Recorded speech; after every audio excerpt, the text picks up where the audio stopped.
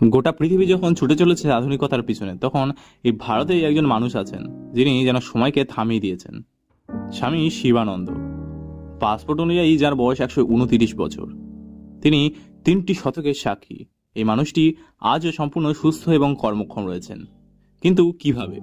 কোনো দৈব শক্তি, নাকি এর পেছনে লুকিয়ে আছে এমন কোনো সহজ সত্য যা আজ আমরা ভুলতে বসেছি? নমস্কার, টেক বাংলা ইউটিউব চ্যানেলের নতুন একটি ভিডিওতে সবাইকে স্বাগত।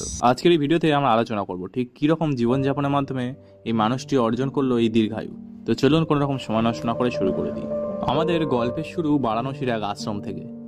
ভালো করে দেখুন এই মানুষটিকে। ইনি হলেন স্বামী শিবানন্দ। প্রতিদিন ভোরে ওঠেন এবং যোগব্যায়াম করেন।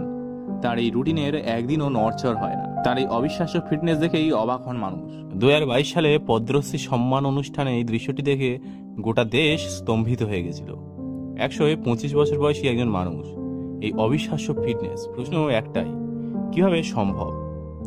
স্বামী শিবানন্দের দিন শুরু হতো রাত 3টে, ব্রাহ্ম মুহূর্ত। এরপর গঙ্গা স্নান সেরে শুরু হয় তার আসল কাজ, যোগ। কিন্তু শুধু যোগব্যায়ামই কি এই দীর্ঘ জীবনের একমাত্র কারণ?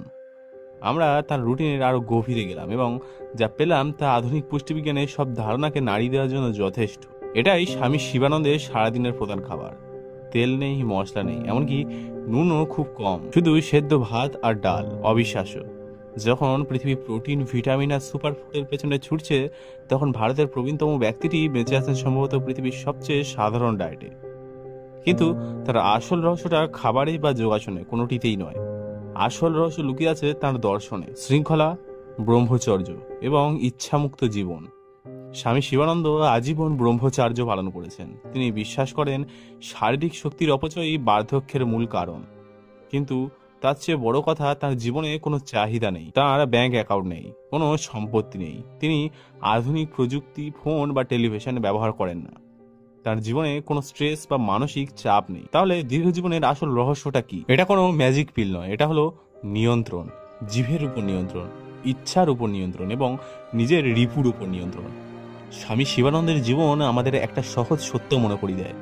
আমরা যা খাই তা আমাদের শরীর তৈরি করে, কিন্তু আমরা যা ভাবি তা আমাদের জীবন তৈরি করে।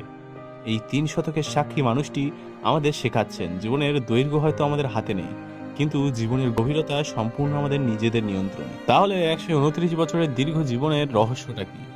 এটা কোনো গোপন ফর্মুলা বা দামি ওষুধ নয়। এর উত্তরটি এতটাই সহজ যে আমাদের এই জটিল পৃথিবীতে তা বিশ্বাস করা কঠিন। উত্তরও একটাই, ত্যাগ।